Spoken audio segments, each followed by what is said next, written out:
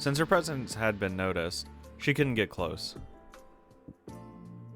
And if the other girl melted into the bustle of the street, it would be difficult to chase her alone. The girl gave up on her pursuit, returned to the darkness of the alley, and looked to see if anyone was watching.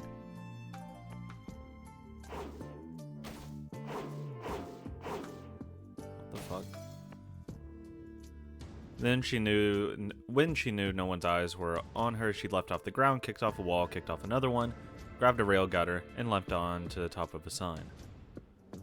With a movement like a monkey or a ninja, she dashed on top of the roof in a flash.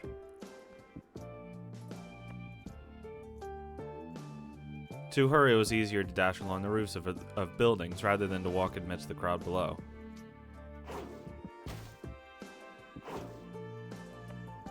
She dashed across the skies of Chinatown. She leapt past roofs and leapt past large signboards and jumped from roof to roof.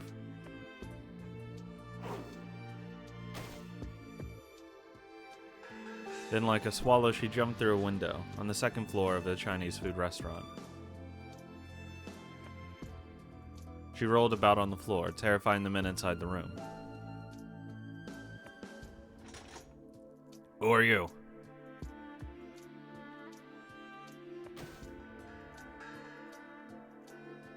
The grim-faced man pulled out his gun, but with an air of unconcern, the girl took off her overcoat. Oh, it's you, Zhao Lan? Yeah, Zhao Lan. Stop scaring us like that.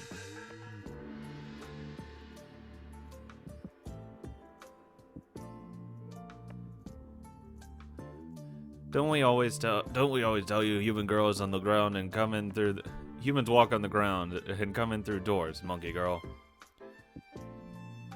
Zhao Lan? The girl named Zhao Lan ignored the complaints, as though she hadn't even heard them. She stuck her mouth directly on the water tap and started drinking. Then she's tried to open the door in the back, but the men stopped her. Hold on, the boss is seeing a guest now. It's a messenger from the main group, probably telling him he's being too soft on Primavera. The boss takes Primavera aside too much, that's why they got so cocky. Still, well, Lee basically got where he is today by teaming up with Richard and raking in the dough. From the main group's eyes, it probably looks like he's sucking up to Primavera. You know, there's still a chance Leo will be dismissed. Heh. So they make a ton of money off him and they use him as a scapegoat. The main group won't stop at anything, will they? Oh, where's Zhao Lan? Disappearing and reappearing. She never does anything that isn't sudden. Zhao Lan wasn't actually that far away. She was only one wall's distance from them. She walked to the edge of the outer wall with the dexterity of a cat.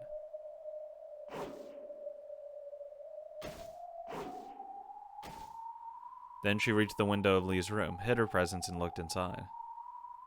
Oh yeah, naturally. I hide my presence. Nothing of the sort. All I do for our countrymen. Have you heard any information suggesting that Primavera is planning to give all agency jobs to the Japanese? Of course. If that happens, our countrymen in City 23, and those who came from City 22 for work, stand to lose. If you know that, why have you crushed them? If we leave Primavera be, they'll become more and more powerful as an enemy. Now that Caleb's gone, we've no further need of them as a figurehead. It's time to force them towards either subjugation or death. But instead of doing that, you've been casually drinking tea with them. The Council of Elders suspects they're bribing you. Now that is saddening to hear. How could I, Lee Meiju, possibly betray the GDS and side with the Japanese? You've known Richard, Primavera's consigliere, for a long time. You've been placed in a position of trust as a pro-Japanese person, but some are now saying that you're too close to them. Even if it appears that way, all I do is for the sake of our countrymen. There are even claims that they're using negotiations over the special offers window to bait you. The special offers window are sorely needed by the society of our countrymen in City 23. Ignoring those would be the same as betraying our countrymen in this city. Perhaps those who are concerned only with City 22 should share a bit more thought for their countrymen in City 23. In fact, it is because Primavera has chosen not to scorn us that they offer us such a condition. It seems the elites in the Council of Elders have claimed that all plans directed by the Japanese would be hurtful to our pride, but I would like you to be more aware of certain facts. The protection money supporting your luxurious lifestyles cannot be provided solely by what you can take from all our countrymen. And you have no issue with me reporting what you've just said as a statement of disrespect to the Council of Elders. If you feel my statement was a disrespectful one, then do whatever you please. I have constantly negotiated on the front lines between our society and Japanese society, trying to reach an end that will profit our countrymen the most. I believe it's about time the Council clarified the definition of countrymen that we are to serve. If I'm not mistaken, when our previous leader made his dying wish, he did not use the word countrymen to refer to the Council alone. The just cause of protecting their nearby Chinese countrymen was the GDS's rallying cry. Yeah, but, I could have money instead. However, once their previous leader passed away, the council one-sidedly decided that the young lord who had returned from studying in England was still too immature to be a successor. During the wait for the young lord to grow a suitable attitude, the council had acted as a representative for that duty, and had turned the GDS into their plaything. Those like Lee, who still admired the old leader, felt that his son, the young lord, was the proper successor. We're gradually becoming scorned by the pro-council faction. Are you absolutely sure? I will report your statement, word for word. Be my guest, if the council feels that our countrymen at City 23 are the countrymen we ought to protect, then there's no problem with my statement. If that is indeed the case, then please continue to leave everything to me. And I would like you to refrain from any and all tricks performed without my knowledge. I don't know. I thought you were a wiser man than this. You've disappointed me. Well, the thing is, they can't be like, oh, get rid of him. Because it's like obvious he's trying to benefit the Chinese people there. And if they make that move, it's really obvious that they're not pro-Chinese people. It's a safe move. The high-ranking man turned away. Lee bowed deeply to his back as he left. Once the sound of the men's footsteps had disappeared, Lee faced the window and spoke. Thank you for keeping a lookout. It's okay now.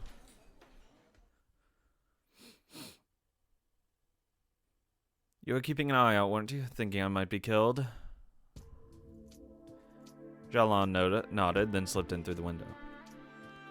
She had been watching the exec's movements the whole time. If the man had tried to expose Lee to any danger, she had planned to jump in right away. I haven't gotten that senile yet.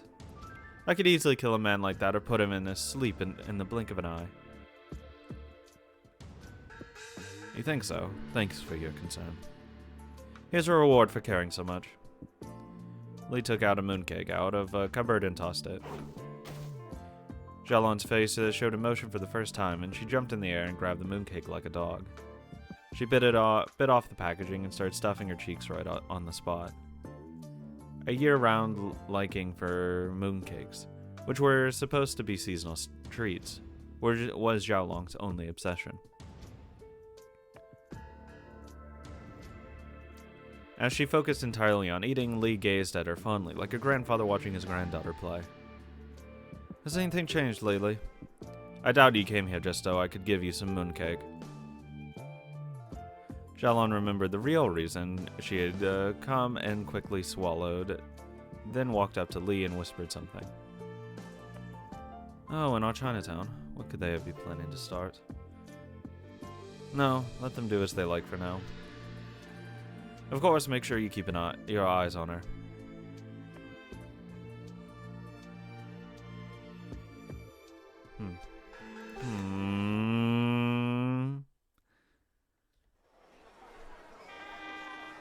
Hey, at least she still can walk around though, instead of like being an open target. Chinatown was crowded in the early morning. There were lots of Chinese and Japanese people going in and out, looking for the morning market, and lots of trucks too. It flourished with lots of people, lots of goods, and lots of open air stores. Everything smells great. I came here starving. Knew you'd say that. You really are a growing boy, little Charles. What do you mean, growing? I already had my growth spurt. Quiet, you two. We're already on GDS turf. Here, if it gets out that we're wild dogs, we couldn't complain even if we got stabbed. Hey, we always came here to eat Nikuman. Don't be so dramatic. Look over there. It's that warehouse.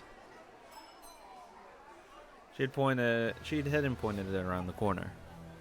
There was a large warehouse lined by people, with several trucks going inside. Oh, that truck that just went in, I saw it at the harbor. I see, so this is the spot after all. Several trucks that should have been gathering laborers at the agency were entering the warehouse in a line. So this really was the backdoor employment agency. So what should we do? Should we take pictures from all the way out here? Yes. Looks like we'll have to take them from inside after all. Photo taken from here wouldn't be decisive evidence. Yeah, I guess. Figured you'd say that. Yeah, it is. What? We can say, yeah, this truck's from the harbor, this truck's from here, this truck's from here.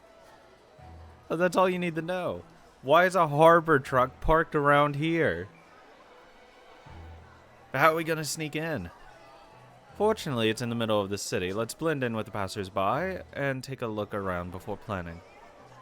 Buildings are made for people to get inside them. There's got to be other ways to get in there. The four of them, pretending to be passers-by, observed the backdoor employment agency from all sides.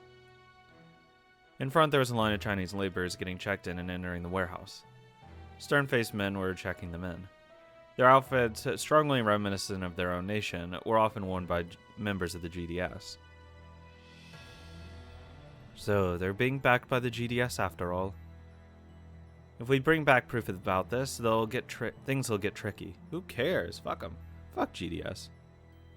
It'd be a major accomplishment, wouldn't it? Wonder if Wayne will congratulate us. That's obvious, since it'd definitely be a huge bright spot on our records. Save the excitement for after we succeed and return to the music shop safely.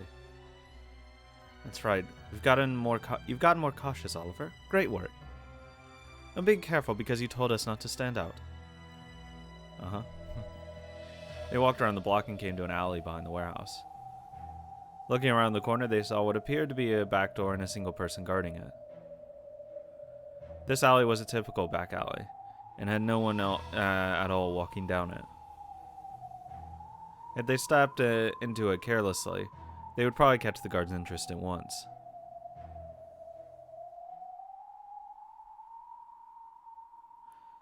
It's impossible. He's full of holes. But we really couldn't avoid getting caught at this distance. He'd see us right away. I'm sure this is an opportunity. An opportunity? Why? Look at the chair the guard's sitting in. The guard was sitting on a dusty folding chair, smoking a cigarette. Zell was pointing out the fact that in addition to that chair, there were 3 more. So normally there'd be 4 guards there. All the guards we saw at the front were imposingly standing at attention, but this guard is clearly slacking off. Yeah. Okay. So his tough superiors are probably out today. I get it. That's why his third-rate guy is slacking off. He doesn't look like someone taking advantage of his scary superiors leaving for a short break. True enough, he wouldn't be that slack unless he knew he had plenty of time. The other 3 chairs were covered with dust, but they still seemed to be used on a daily basis.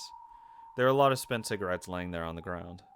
I mean, the real way to do this is like over multiple days. You watch over this shit, seeing when the rotations go, when's it safe to sneak in, stuff like that. If you really wanted to do like real fucking reconnaissance. It was hard to imagine that they all came from this one man. So there really were 4 guards for this back door. And by some sort of coincidence, only this one man happened to be here today. It adds up. Like Zell says, this is an opportunity. So the street's no good. The moment we step into it, he'll notice us.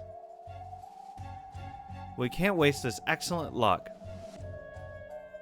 If we jumped out from here, how long would it... It's impossible. We couldn't do it without him noticing. True, unless we can take him out. If we just needed to get into that door, there would be several ways to lure him out. But all those get really tough if you need to escape from here after snapping pictures inside. Just have a couple donuts. It would be possible for Zell, who could speak Chinese, to lure him out somehow and buy time. However, no matter how lax he still was on guard. He was still a guard. He'd probably find Zell suspicious at once. She wouldn't be able to buy much time. Is the best fighter here you, Oliver? Probably. Can you use your Wolf's Fang to take him out in a single blow? They were in the middle of enemy territory. If a fight broke out, it would be hurt immediately. If only you could knock out a guy like that in one hit to a vital spot, like in a manga. Or, just choke him out. He can do that with his deadly roundhouse kick. True enough. I hit a hit to the medulla oblongata and anyone would go wide-eyed. But the distance is huge. It'd take 2 seconds for Oliver to jump around that corner, 1 second more to line up a roundhouse kick. It's just 3 seconds, but he'd have time to notice. He may look like a third-rate loser, but he's probably a failed bodyguard. With 3 whole seconds, you wouldn't have to be a bodyguard. Even I could defend myself. Are you kidding me? In other words, even a finishing roundhouse kick wouldn't be a clean hit if they were noticed. Okay, I don't know.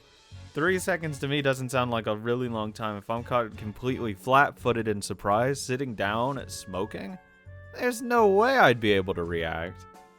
If that happened, it would get noisy and enemies would pour in. Well, maybe like, hey. The plan would fail. Maybe like that.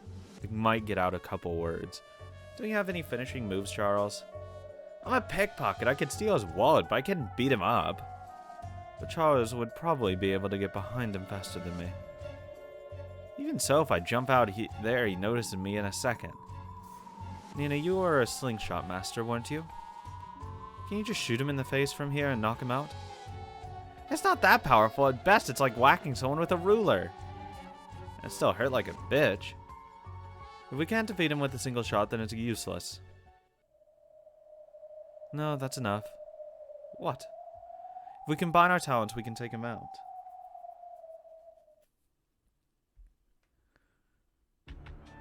As Oliver had guessed, the guard was a failed bodyguard.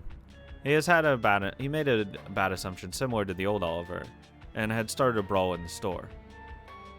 Then he was struck by reality that even a strong man would find many stronger fighters if he joined a group like the GDS. Now he was getting punished around by his terrifying, more experienced coworkers. Pushed around. But even so, he was still a wolf. He dreamed of accomplishing something great one day and rising up to become an exec. Wow, holy fuck. Because he was a man like that, he always looked forward to trouble. He may have looked totally off his guard, but it would be surely difficult to defeat this man instantly. Even Oliver with his roundhouse kick finisher couldn't close that distance in a moment. Even the nimble Charles would only close that distance 1 second too late. The distance was no problem for Nina, but she couldn't defeat this man. Zell gave Nina instructions. Roger that. It's the first time this little guy's ever been useful. There are no useless skills. Your excellent arm would surely prove useful sooner or later. And today that time has come. She aimed not for the man, but beyond him. Yeah, distract him. An empty can sat on the sidewalk. Bang. Easy. Fuck. Nice. That was a really nice look there.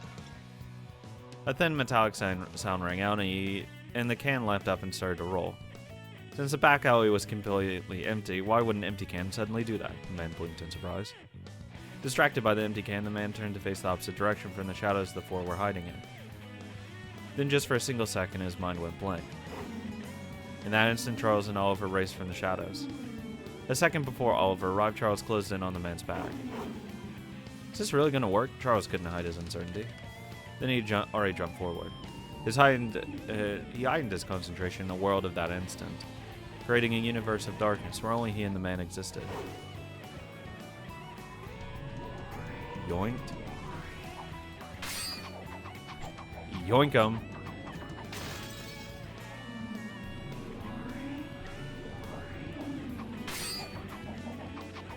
Slow and steady. We got this. Charles' fingers smoothly grabbed the man's sunglasses. Then a sudden action had the effect of blinding the man. He'd been distracted by the empty can, blinded, and the combination of those two weak points turned opportunity into reality. Now I fucking crushed his skull like a watermelon. Fucking brains fly everywhere.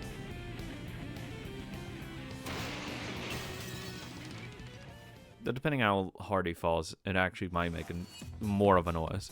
Oliver's roundhouse kick landed smoothly in the back of the guy's head with a clean hit. The timing and angle were perfect, and so was their coordination. The man's eyes rolled in their sockets and he crumpled like a puppet with its strings cut. I, honest to God, hate that analogy so much. It's so overused. It was completely different from the way conscious people fall. Zell dashed forward and quickly checked the man's condition. Fuck him, who cares? Yeah, I think he's got a conscience. He probably doesn't even know what happened. Incredible, we actually did that! Whoa! That was more nerve-wracking than stealing wallets. I was surprised too, to think it would actually go so well. That's what your talents can do. We aren't individuals, we all form a single wild dog. To howl, leap forward, and strike once at a vital area. Together, the three of them had succeeded in carrying out the magnificent hunt of a single wolf. I guess I'm the only one who didn't do anything. That's not true. If we're the fangs and claws, you're our eyes. Your eyes spotted an opportunity, found the enemy's weak point, and aimed for it. We might be invincible with you on our side. It's all because of the fortune you brought us. You really are a goddess of fortune. You're giving me too much credit. Let's save that until we've managed to get home safely. Anyway, let's hide the big guy somewhere. They dragged the lookout behind cover. He'd probably wake up soon, and they had no time to hesitate before going inside.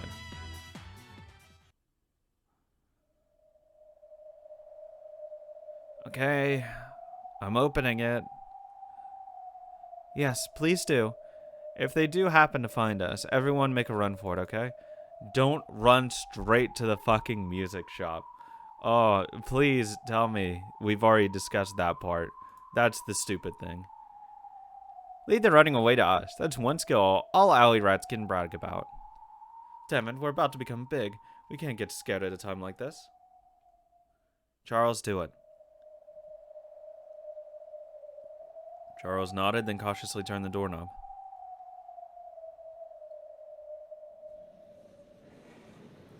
The heat humidity of a large group of people seeped out through the crack in the door, and so did a tumult of Chinese language.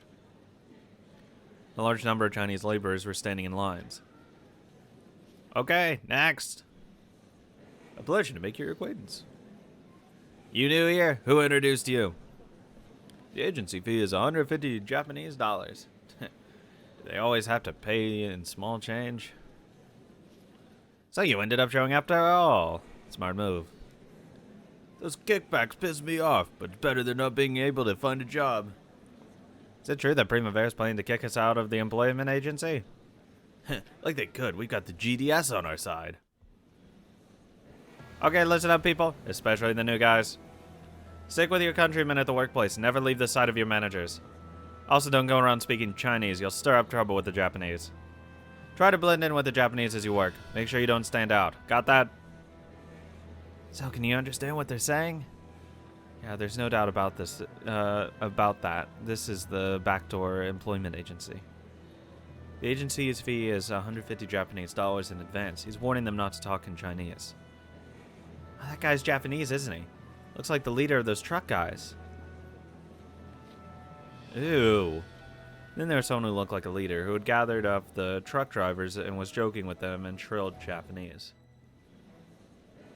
Wait, could that mustache guy be? Do you know him?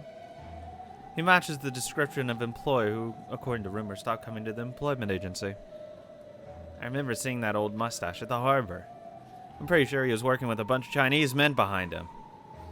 That settles it. I'll take some pictures. Wait, take a picture while he's with that man. Please, For the love of Jesus Christ, don't have a flash. The leader of the GDS's side came forward. Then he took out an envelope and handed it to the old mustache, who was the leader of the employer's side. That's the picture you take. He took it with a broad smile and checked the stack of bills inside. Yep, it's good. As always, thanks for your assistance. As always, I give thanks to you. You have helped us a lot. No, we're the graver ones here. They didn't know who either leader was. However, the proper people should be able to figure that out quickly. Nina captured the scene in a photo. If there's 100 people dishonestly getting jobs here, the agency's fee would add up to $150,000 a day. It's not just 100. Looks like there's still plenty more trucks and people to come. Easy money. They're really making tens of thousands of dollars every day. That's hundreds of thousands. In other words, that's the amount of money that's been swindled from laborers every day. Laborers rise up. Even though Madame Rose raised wages to help the poor, it's all getting sucked up like this. It's like someone sucking the guts out of a Nikuman. Is that the only metaphor you can think of? Nina, make sure you get the license plate numbers on the trucks. Sure thing, I got them. Zell pointed out several vital points that they couldn't afford to miss and made Nina snap them. The unusual excitement inside the agency, the faces of the leaders and license plates on the trucks. They firmly captured enough evidence on film that no excuses would be possible. That's enough, let's retreat. Shh, damn, they found that huge guy. As they tried to leave through the back door, Oliver stopped them. He timidly looked outside and spotted the guard he had knocked unconscious, who was being discovered by his comrades. Morn, who would get drunk and fall asleep while on guard duty? If this was a battlefield, they'd have you shot. Oh, good. Hey, this guy doesn't drink. Quiet, he's saying something. So there were four guards after all. Our finishing move won't work on all three of them at once. We won't be able to escape through here. Is there any other way out? There should be a window. It's a warehouse. Can't we go out through that window? That one looks barred. Nina was pointing at a window near an overhanging walkway through a second floor would normally be. The ladder was in the shadow, so they could probably climb up without anyone noticing. However, the walkway was completely exposed. The laborers probably wouldn't care, but the members of the GDS would immediately find them suspicious. If they're looking up there, they had to crawl along the walkway, open the window, and jump outside. No other way. It's the second floor. Will you all be alright? That's easier than farting for us alley rats. When it comes to running around, we're already used to it. I'm more worried about you, Zell. Have you ever jumped down from a second floor or something?